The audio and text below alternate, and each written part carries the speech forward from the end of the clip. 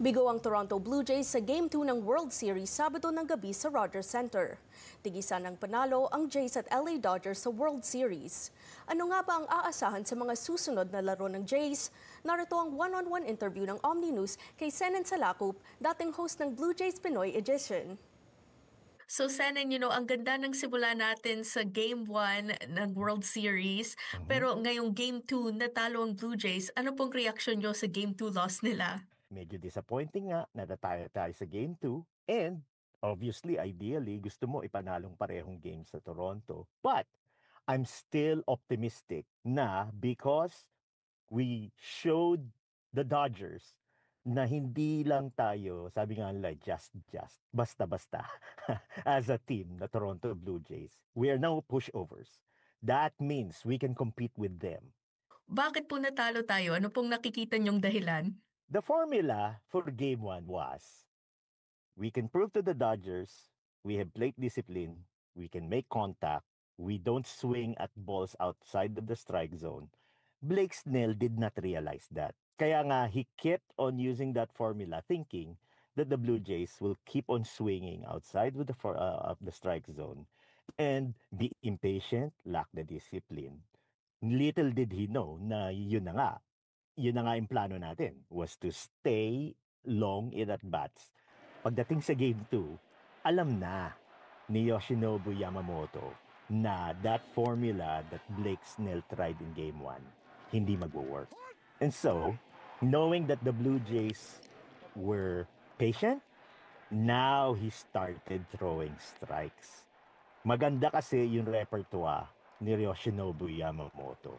He has a full arsenal of pitches. He can throw a fastball, he can throw a splitter, he can throw a curveball. And he kept the Blue Jays offense batters off balance the whole game long. So, it's not so much na meron tayong maling ginawa. Credit goes to Yamamoto. Sa tingin nyo po, ano pang kailangan gawin ng Jays para siguruhin nila na mananalo sila sa mga susunod na games? That's a great question, Keisha, no? They still need to keep the same kind of pressure. Patuloy silang dapat disiplinado sa plate. They should be patient and they should rely on the combination of both contact and power, which every single person sa lineup ng Blue Jays is capable of doing so. Di lamang po laro kundi tila nahahaluan ng politika ang laro ng Jays at Dodgers ngayon, lalo na sa relasyon ng Canada at Amerika. Sa panahon ngayon po, gaano po kahalaga ito sa mga Canadians? I mean, alam mo, Keisha, no? It's a politically charged atmosphere. Ang backdrop ng World Series ngayon, ano? Kung hindi mo rin lang maaalis yung usaping politika dito sa World Series, siyempre gusto mong manalo ang Canada, di ba? Because Canada, it will mean parang bragging rights na we are still an independent country. Sabi ko nga there was a joke that I made before. The only state that Canada will be is a state of euphoria. Because pag nanalo tayo ng World Series, imagine the emotion, the big lift it will be for the entire country. Because let's face it, the Toronto Blue Jays is Canada's team. Sa tingin nyo, bakit po nagiging interesado ang lahat sa baseball ngayon?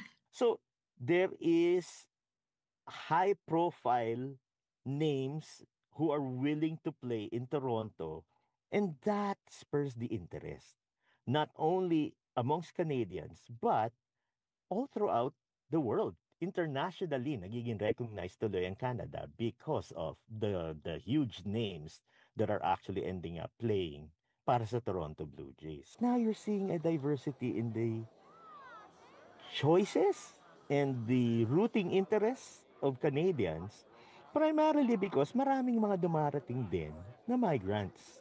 And the migrants are carrying into Canada a difference in like the preference. I mean, people will remember the championship of the Toronto Raptors not too long ago.